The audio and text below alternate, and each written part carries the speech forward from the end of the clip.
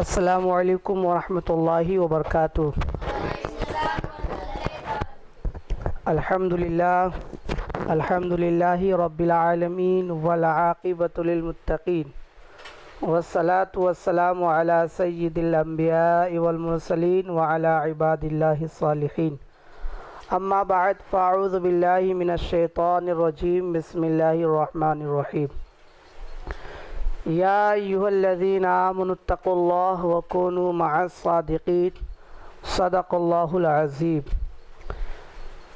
آئیے ہم اور آپ مل کر کے گنبد خضرا میں آرام فرمانے والے آقا و مولا اللہ کے محبوب دانائے غیوب جناب احمد مجتبی محمد مصطفیٰ صلی اللہ تعالی علیہ وسلم کی بارگاہ بے کس پناہ میں جھوم جھوم کر درود پاک پڑھے۔ اللہم صلی علی سیدنا و مولانا محمد وبارک وسلم، صلاۃ و سلام علیک یا رسول اللہ صلی اللہ تعالی علیہ وسلم۔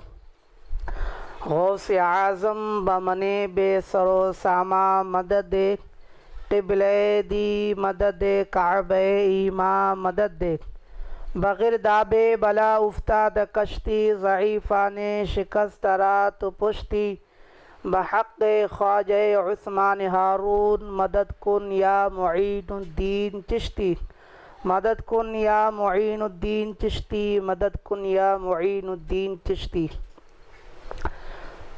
سرکار اعلیٰ حضرت امام عشق و محبت اعلیٰ حضرت امام احمد رضا خان فاضل بریلوی علیہ رحمت و رضوان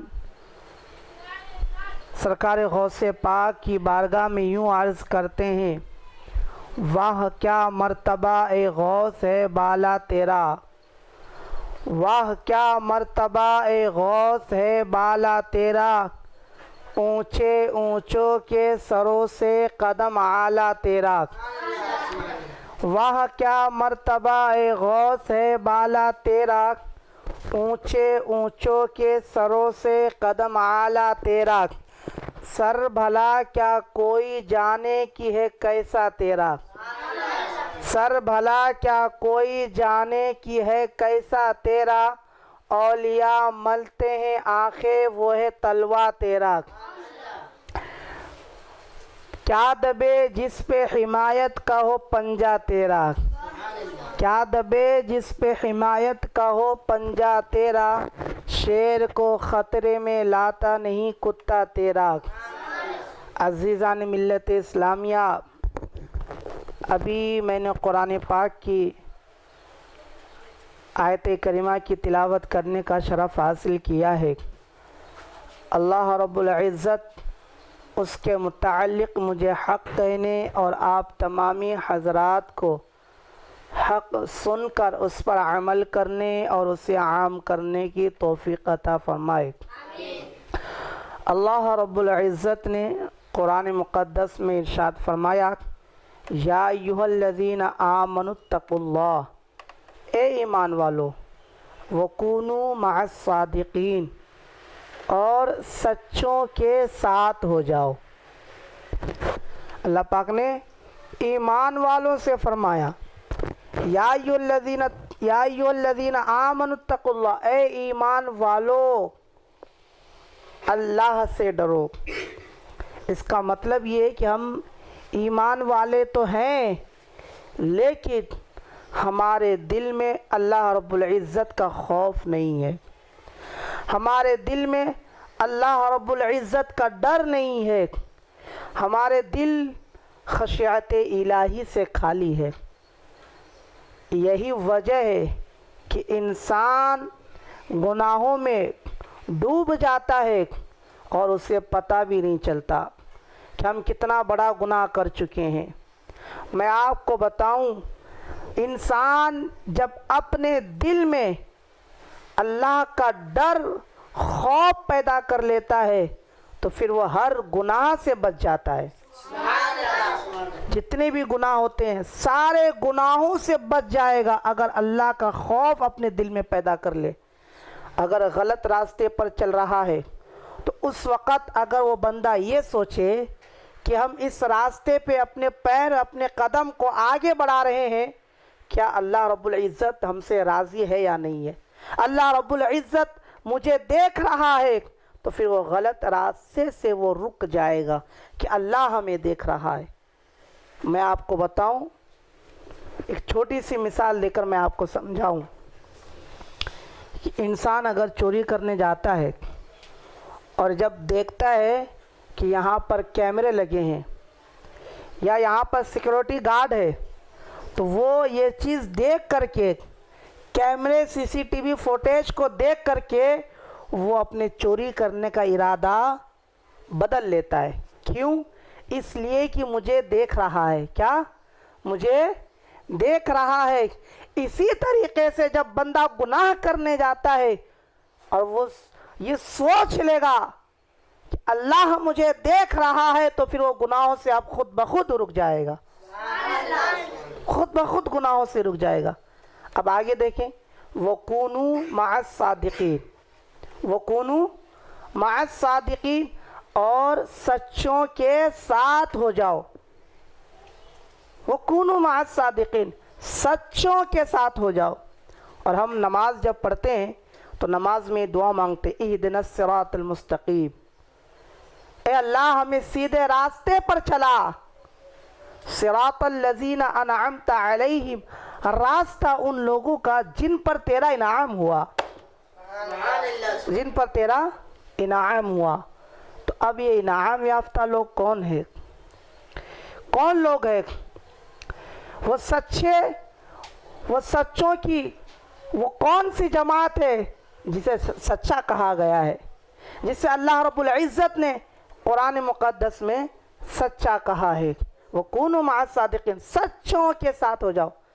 اب ظاہر سی بات ہے، جن پر اللہ کا انعام ہوا ہے وہی تو لوگ سچے لوگ ہیں، وہی جماعت سچوں کی جماعت ہے۔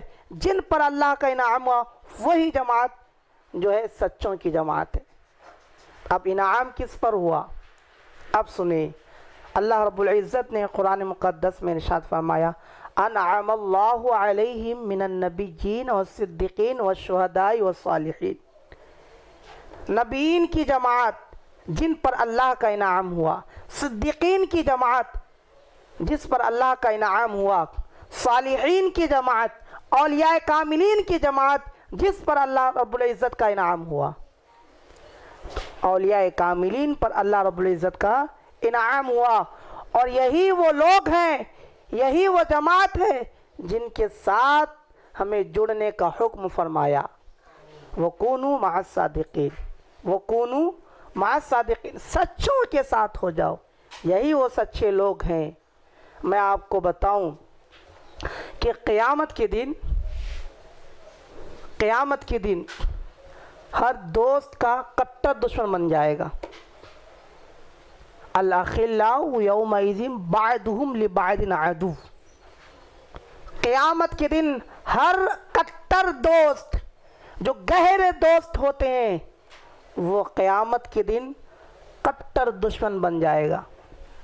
تو اب میں آپ کو بتاؤں کہ اگر دنیا میں ہمیں کسی چیز کی ضرورت ہوتی ہے یا مصیبت میں پڑ جاتے تو ہمارے دوست ہمیں جا کر کے جو ہے سہارا دیتا ہے، ہماری مصیبتوں کو دور کرتا ہے، ہمیں سپورٹ کرتا ہے۔ لیکن یہی سچے دوست قیامت کے دن کٹر دشمن بن جائیں گے۔ لیکن جب دوست ہی کٹر دشمن بن جائیں گے تو پھر ہماری مدد کے لیے کون آئے گا؟ کون مدد کرے گا؟ اللہ رب العزت نے فرمایا الا المتقین، لیکن جو متقی لوگ ہیں، کون؟ اولیاء کاملین جو صالح بندے ہیں، جن سے جڑنے کا حکم فرمایا اللہ رب العزت نے، وہ سچوں کی جماعت الا المتقین، جو متقی لوگ ہیں، جو اولیاء کاملین ہیں، جو اللہ کے نیک بندے ہیں، وہ قیامت کے دن جو ہے ہماری شفاعت کریں گے۔ وہ قیامت کے دن وہ لوگ ہماری مدد کریں گے۔ تو اب کائنات ولایت کی کائنات میں جو جتنے اونچے مقام پر فائز ہوگا وہ اتنا ہی بڑا مددگار ہوگا۔ تو کائنات ولایت میں سرکار غوث العظم دستگیر رضی اللہ تعالی عنہ سے مقام و مرتبہ کسی کا نہیں ہے. تو اب بات کرتے ہیں سرکار غوث العظم دستگیر رضی اللہ تعالی عنہ کی. آپ کے والد گرامی شیخ ابو صالح موسیٰ جنگی دوست رحمۃ اللہ تعالی علیہ، میں آپ کو بتاؤں کہ تقوی کیا چیز ہے. تقوی کیا چیز ہے میں آپ کو بتاؤں، سنیں، دھیان سے سنیں، لو لگا کر کے سنیں. سرکار غوث العظم دستگیر رضی اللہ تعالی عنہ کے والد گرامی شیخ ابو صالح موسیٰ جنگی دوست رحمۃ اللہ تعالی علیہ، یہ بھی ایک ولی کامل بزرگ تھے، ولی کامل تھے. تو سرکار غوث پاک کے والد گرامی ایک راستے سے سفر کر رہے تھے. کیا کر رہے تھے؟ کیا کر رہے تھے؟ بولو. سفر کر رہے تھے. تو راستے کے کنارے میں ایک ندی بہہ رہی تھی. اس ندی میں ایک سیب بہہ رہا تھا. سرکار غوث پاک کی والد گرامی اس سیب کو اٹھا کر کے کھا لیا. اس سیب کو اٹھا کر کے کھا لیا. اب کھانے کے بعد دل میں یہ خیال آیا کہ میں نے اجازت کے بغیر سیب کو کھایا ہے. نہ جانے، اللہ جانے یہ سیب کس کا تھا اور کیسے بہہ رہا تھا. میں نے اس سیب کے مالک کی اجازت کے بغیر میں نے سیب کو کھا لیا ہے. اور آپ نے اپنے تقوی کے خلاف سمجھا کہ اگر قیامت کے دن اللہ رب العزت نے مجھے اس ایک سیب کے بارے میں سوال کر لیا تو میں کیا جواب دوں گا. دیکھیں اللہ کا خوف دل میں کہ اگر اللہ نے مجھ سے پوچھ لیا کہ بغیر اجازت کے آپ نے ایک سیب کو کیوں کھایا تو میں کیا جواب دوں گا. سرکار غوث پاک وہیں سے الٹے پاؤں ندی کے کنارے چلتے رہے حتیٰ کہ 7 سے 8 کلومیٹر دور چلنے کے بعد ایک باغ نظر آیا، سیب کا باغ نظر آیا. اور پھر اس کے بعد آپ نے سیب کے باغ کے مالک کو تلاش کیا تو آپ کو وہی مل گیا. آپ نے جو سیب کے باغ کا جو مالک تھا ان کا نام حضرت عبداللہ صومعی، یہ بھی ایک اللہ کے کامل بزرگ تھے، اللہ کے ولی تھے. ان کے پاس گئے اور جا کر کے آپ نے کہا، اے بابا، میں نے آپ کے دریا سے ایک سیب بہہ رہا تھا، مجھے بھوک لگی تھی، میں نے اس سیب کو اٹھا کر کے آپ کی اجازت کے بغیر میں نے کھا لیا ہے. میں اس کی غلطی کی معافی مانگنے کے لیے آپ کے پاس آیا ہوں، آپ مجھے معاف کر دیجئے. آپ مجھے معاف کر. سبحان اللہ. دیکھیں اللہ کا خوف، تقوی. دیکھیں آپ نے تو چوری نہیں کیا تھا، آپ نے چوری تو نہیں کیا تھا، لیکن اپنے دل میں تقوی کے خلاف سمجھا کہ اجازت کے بغیر کھا لیا. کیسے کھا لیا؟ اگر اللہ نے مجھ سے پوچھ لیا تو میں کیا جواب دوں گا. تو آپ نے کہا کہ میں آپ کی اجازت کے بغیر میں نے آپ کے باغیچے کا ایک سیب ندی میں بہہ رہا تھا تو میں نے اٹھا کر کے کھا لیا ہے. میں اس کی غلطی کے لیے میں آپ سے معافی مانگنے آیا ہوں، آپ مجھے معاف کر دیجئے. تو اب چونکہ وہ بھی ولی کامل بزرگ تھے حضرت عبداللہ صومعی، تو آپ نے کہا، اے نوجوان، آپ ایک سیب کی غلطی کی وجہ سے آپ مجھ سے معافی مانگنے کے لیے آئے؟ واقعی میں معافی مانگنے کے لیے آیا ہے؟ تو سرکار غوث پاک کے والد گرامی کہتے ہیں، میں اتنا دور چل کر کے میں صرف ایک سیب کی وجہ سے آپ سے معافی مانگنے آیا ہوں. تو حضرت عبداللہ صومعی پوچھتے ہیں کہ آپ کا نسب کیا ہے؟ آپ کا نسب کیا ہے؟ تو تو سرکار غوث پاک رضی اللہ تعالی عنہ کے والد گرامی کہتے ہیں میں علی کا بیٹا ہوں اور اپنے نبی کا نواسا ہوں، اور شجرہ نسب حضرت علی تک نور علی نور پایا۔ اسی لیے تو امام عشق و محبت اعلیٰ حضرت کہتے ہیں تیری نسل پاک میں ہے بچہ بچہ نور کا، تیری نسل پاک میں ہے بچہ بچہ نور کا، تو ہے عین نور تیرا سب گھرانہ نور کا۔ تو جب آپ نے آپ کا نسب پوچھا تو نسب جاننے کے بعد حیران ہو گئے، اور پھر دل ہی دل میں بہت خوش ہو گئے، اور پھر اس کے بعد کہا یہ نوجوان کوئی عام نوجوان نہیں ہے، یہ تو میرے علی کا لال ہے، یہ تو علی کے گھرانے والے ہیں۔ سرکار غوث پاک رضی اللہ تعالی عنہ کے والد گرامی کے بات سن کر کے کہ میں علی کا بیٹا اور اپنے نبی کا نواسا ہوں، یہ سن کر کے بہت خوش ہوتے ہیں اور کہتے ہیں کہ اے نوجوان میں سیب کی غلطی کو معاف کر دوں گا، لیکن میری شرط ہے، اگر میری شرط کو آپ منظور کر لیں گے تو میں آپ کو سیب کی غلطی معاف کر دوں گا، سیب کی غلطی معاف کر دوں گا۔ تو آپ نے کہا بتائیے کیا شرط ہے؟ تو آپ حضرت عبداللہ سمعی کہتے ہیں پہلے آپ مجھ سے وعدہ کریں جو میں شرط لاگو کروں گا آپ اسے منظور کریں گے جبھی میں بتاؤں گا۔ تو سرکار غوث پاک کے والد گرامی کہتے ہیں مجھے منظور ہے، آپ شرط بتائیں۔ حضرت عبداللہ سمعی کہتے ہیں کہ سب سے پہلی شرط تو یہ ہے کہ آپ کو میرے باغیچے کی دیکھ بھالی کرنا ہوگا، میرے باغیچے کی رکھوالی کرنی ہوگی، اس کے بعد میں آپ کو معاف کروں گا۔ تو سرکار غوث پاک کے رضی اللہ تعالی عنہ کے والد گرامی تقریباً روایت کے مطابق 7 سے 8 سال تک حضرت عبداللہ سمعی کے سیب کے باغیچے کی 7 سے 8 سال تک آپ رکھوالی کرتے ہیں، دیکھ بھالی کرتے ہیں۔ جب 7 سے 8 سال گزر جاتے ہیں پھر آپ نے کہا اے بابا کیا آپ نے مجھے میرے سیب کی غلطی معاف کر دیا؟ آپ مجھے معاف کر دیں، مجھے اجازت دیں۔ حضرت عبداللہ سمعی کہتے نہیں، ایک آخری شرط ہے، آخری شرط ہے، اس شرط کو مان لو میں تمہیں سیب کی غلطی کو معاف کر دوں گا۔ تو حضرت غوث پاک رضی اللہ تعالی عنہ کے والد گرامی کہتے ہیں کیا شرط ہے؟ تو حضرت عبداللہ سمعی کہتے ہیں میری ایک لڑکی ہے، میری ایک بیٹی ہے جو آنکھوں سے اندھی ہے اور منہ سے گونگی ہے اور پیر سے لنگڑی ہے، پیر سے لنجی ہے، وہ چل پھر نہیں سکتی، وہ بول نہیں سکتی، وہ دیکھ نہیں سکتی، اس سے آپ کو نکاح کرنا ہوگا، اگر آپ میری بیٹی سے نکاح کریں گے تو میں آپ کو معاف کر دوں گا۔ سرکار غوث پاک کے والد گرامی سوچ میں پڑ جاتے ہیں کہ اب کیا کروں، تو زندگی بھر کا مسئلہ ہے۔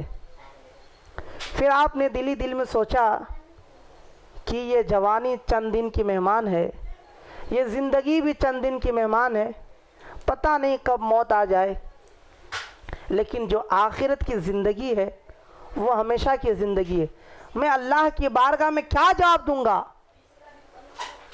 زندگی تو کٹ جائے گی، زندگی کا کوئی بھروسہ نہیں، جوانی آج ہے کل نہیں، زندگی آج ہے اور کل نہیں۔ حضرت عبداللہ سمعی کی یہ بات سن کر کے وہ فیصلہ لیتے ہیں کہ آخرت کی مصیبت سے تو بہتر ہے کہ دنیا کی مصیبت کو برداشت کر لوں۔ سرکار غوث پاک کے والد گرامی تیار ہو جاتے ہیں اور کہتے ہیں کہ ہاں میں آپ کی بیٹی سے نکاح کرنے کو تیار ہوں۔ یہ سن کر کے حضرت عبداللہ سمعی سیب کی غلطی کو معاف کر دیتے ہیں، سیب کی غلطی کو معاف کر دیتے ہیں۔ جب نکاح ہو گیا، نکاح ہونے کے بعد سرکار غوث پاک کے والد گرامی جب اپنے حرم میں جاتے ہیں تو کیا دیکھتے ہیں؟ اندر سے آواز آتی ہے السلام علیکم ورحمۃ اللہ وبرکاتہ۔ یہ دیکھ کر کے، یہ سن کر کے سرکار غوث پاک کے والد گرامی حیران ہو جاتے ہیں، میری بیوی تو گونگی تھی، یہ بول کیسی رہی ہے، یہ کیسے بول رہی ہے؟ جب اور آگے جاتے ہیں، سبحان اللہ، جو عورت جو بدصورت تھی، جو آنکھوں سے اندھی تھی، سبحان اللہ، جب اندر جاتے ہیں تو وہ حسین و جمیل خوبصورت لڑکی رہتی ہے۔ سرکار غوث پاک کے والد گرامی یہ دیکھ کر کے، یہ تو حسین و جمیل خوبصورت ہے، آنکھ بھی سلامت ہے، پیر بھی سلامت ہے اور بول بھی سکتی ہے، کہیں ایسا تو نہیں کہ میرے حجرے میں کوئی اور لڑکی آ گئی ہو؟ ترنت آپ باہر نکلتے ہیں، حرم کے باہر نکلتے ہیں، حضرت عبداللہ صومعی سے ملاقات ہوتی ہے تو آپ کہتے ہیں کہ اندر تو کوئی اور ہے، اندر میری بیوی نہیں کوئی اور ہے۔ تو حضرت عبداللہ صومعی کہتے ہیں کہ نہیں اے نوجوان، نہیں کوئی اور نہیں بلکہ تمہاری بیوی ہے، اندر تیری بیوی ہے، کوئی دوسری عورت نہیں ہے۔ سرکار غوث پاک کہتے ہیں کہ آپ نے تو کہا تھا آنکھوں سے اندھی ہے، بدصورت ہے اور منہ سے گونگی ہے، بول نہیں سکتی، لیکن اس کے سارے اعضاء سلامت ہے، صحت و تندرست ہے اور خوبصورت بھی ہے۔ حضرت عبداللہ صومعی کہتے ہیں اے نوجوان، میں نے جو اپنی بیٹی کے اوصاف کو بیان کیا تھا، کہنے کا مطلب یہ تھا کہ آنکھوں سے اندھی کا مطلب یہ ہے کہ میری بیٹی نے آج تک اپنی آنکھوں سے کسی غیر محرم کا چہرہ نہیں دیکھا، کسی غلط چیز کو نہیں دیکھا، اور گونگی سے مراد یہ تھا، اے نوجوان میں نے گونگی اس لیے کہا تھا کہ آج تک اس نے اپنے منہ سے کبھی بد کلامی نہیں کی ہے۔ اے نوجوان میں پیر سے لنگڑی اس لیے کہا تھا، لنجی اس لیے کہا تھا کہ آج تک میری بیٹی نے اپنے پیر کو گناہ کی طرف آگے نہیں بڑھایا، آگے نہیں بڑھائی کبھی بھی۔ سبحان اللہ۔ والد گرامی جب اتنا متقی و پرہیزگار ہے کہ ایک سیب کی وجہ سے 7 سے 8 سال تک نوکری کرتے ہیں، ایک سیب کی وجہ سے، اتنے تقوی و پرہیزگار والے، اور ماں جو آج تک کبھی اپنے آنکھوں کی نگاہوں سے جو ہے کبھی کسی غیر محرم کا چہرہ نہیں دیکھا، کبھی جو ہے بد کلامی نہیں کی، کبھی غلط راستے پر نہیں چلی، سبحان اللہ، تو پھر بیٹا شہنشاہ بغداد محبوب سبحانی قطب ربانی شیخ عبد القادر جیلانی رضی اللہ تعالی عنہ جیسا بیٹا پیدا ہوتا ہے۔ سرکار غوث پاک رضی اللہ تعالی عنہ، سرکار غوث پاک رضی اللہ تعالی عنہ کا مقام کیا ہے؟ مقام کیا ہے؟ مقام یہ ہے کہ جو مقام اللہ رب العزت نے نبیوں میں اپنے حبیب کو عطا کیا ہے، وہی مقام اللہ نے ولیوں میں شیخ عبد القادر کو عطا فرمایا ہے۔ جو مقام اللہ نے میں نبی کو نبیوں میں عطا کیا ہے، وہی مقام اللہ نے ولیوں میں ہمارے غوث پاک رضی اللہ تعالی عنہ کو عطا فرمایا۔ شیخ عبد القادر جیلانی رضی اللہ تعالی عنہ، میں آپ کو بتاؤں، سرکار غوث پاک رضی اللہ تعالی عنہ بچپن سے ہی، یعنی شیر خوار زمانے سے ہی، یعنی جب آپ دودھ پیتے تھے، یعنی 2 سال کے تھے، جب سے آپ کی کرامت مشہور ہے، دودھ پینے کے زمانے سے آپ کی کرامت مشہور ہے۔ حضرت ام الخیر فاطمہ رضی اللہ تعالی عنہ جو سرکار غوث پاک کی امی ہے، وہ عرض کرتی ہے، روایت میں کہ سرکار غوث پاک کی امی بیان کرتی ہے کہ ایک مرتبہ رمضان کے مہینے میں بادلوں کے سبب چاند میں شک و شبہ ہوا، تو لوگ آ کر کے پوچھنے لگے، اے ام الخیر کیا تم نے چاند کو دیکھا ہے؟ کیا رمضان کا چاند نکلا ہے؟ کیا آج روزہ ہے؟ سرکار غوث پاک کی امی کہتی ہاں آج روزہ ہے. کہہ دیجئے سبحان اللہ. کہا ہاں آج روزہ ہے. تو لوگ کہنے لگے کیا آپ نے چاند کو دیکھا ہے؟ لوگ کہنے لگے کیا آپ نے چاند کو دیکھا ہے؟ سرکار غوث پاک کی امی کہتی میں نے تو چاند کو نہیں دیکھا، لیکن میرے چاند عبدالقادر نے صبح سے دودھ کو نہیں پیا ہے. کیا کہتی ہے؟ میں نے تو چاند کو نہیں دیکھا ہے، لیکن میرے چاند عبدالقادر نے صبح سے دودھ نہیں پیا. اس کا مطلب یہ ہے کہ آج رمضان شریف کا پہلا روزہ ہے. جو ولی بچپن سے ہی جو ولی کے کرامت بچپن سے ہی مشہور ہو تو سوچو آگے چل کر ان کا مقام کیا ہوگا. سوچے ذرا. سرکار غوث پاک رضی اللہ تعالی عنہ پڑھنے کے لیے، یہ میں آپ لوگوں کے لیے بتا رہا ہوں، سرکار غوث پاک رضی اللہ تعالی عنہ پڑھنے کے لیے اپنی ماں سے اجازت لیتے ہیں. اے امی جان میں بغداد شریف پڑھنے کے لیے جانا چاہتا ہوں. اس وقت تو ہمارے گاؤں دیہات شہر کی طرح تو نہیں تھے کہ ہر گاؤں محلے میں ہر شہر میں مدرسہ مسجد قائم ہے. مدرسہ قائم میں جا کر کے ہم پڑھ لیتے ہیں. ہم لوگ یو پی بہار یہاں وہاں سے آ کر کے پڑھ لیتے ہیں. لیکن اس وقت کے زمانے میں پڑھنے کے لیے سمرقند، بخارا، بغداد بہت دور دراز جانے پڑتے تھے. آج کل کا زمانہ نہیں تھا، پڑھنے کے لیے اتنے دور جانے پڑتے تھے. تو سرکار غوث پاک پڑھنے کے لیے اپنی ماں سے اجازت لیتے ہیں بغداد جانے کے لیے. تو امی کہتی ہے، ماں کہتے ہیں بیٹا عبدالقادر میرا تیرے علاوہ کوئی نہیں ہے، کیونکہ اس وقت تو اس سے پہلے باپ کا انتقال ہو چکا تھا. اب گھر میں دو ہی لوگ تھے، ایک ماں اور ایک بیٹا. ایک بوڑھی ماں ایک بیٹا، دوسرا کوئی نہیں تھا، دو ہی لوگ تھے. تو کہا بیٹا میرا تیرے علاوہ کوئی نہیں ہے، لیکن اگر تو پڑھنے کے لیے جانا چاہتا ہے تو میں تمہیں اجازت دیتی ہوں. علم حاصل کرنے کے لیے اگر جانا چاہتا ہے تو میں تجھے اجازت دیتی ہوں، جاؤ پڑھ کر کے آؤ. سرکار غوث پاک رضی اللہ تعالی عنہ جب تیاری کرنے لگے، سنو دھیان سے، جب تیاری کرنے لگے تو آپ کی امی نے 40 دینار، کتنے؟ 40 دینار آپ کے صدری کے جو اندر والا جیب ہے اس میں سل کر کے دیتے ہیں. اور ماں کہتی ہے بیٹا راستے میں، سفر میں یا کہیں بھی کتنا ہی بڑا مصیبت آ جائے، کتنی ہی بڑی مصیبت آ جائے، لیکن کبھی جھوٹ نہیں بولنا، اللہ کو ناراض نہیں کرنا. کہا بیٹا عبدالقادر مجھ سے وعدہ کرو کہ کبھی جھوٹ نہیں بولو گے. سرکار غوث پاک بچپن کا زمانہ ہے، اپنی ماں کے ہاتھ میں ہاتھ دے کر کے وعدہ کرتے ہیں امی جان کچھ بھی ہو جائے میں کبھی جھوٹ نہیں بولوں گا. پھر امی کے ہاتھ چومے، ہاتھ چومنے کے بعد سفر کے لیے روانہ ہو گئے. قافلہ والے آئے، قافلہ والے کے ساتھ روانہ ہو گئے بغداد شریف جانے کے لیے.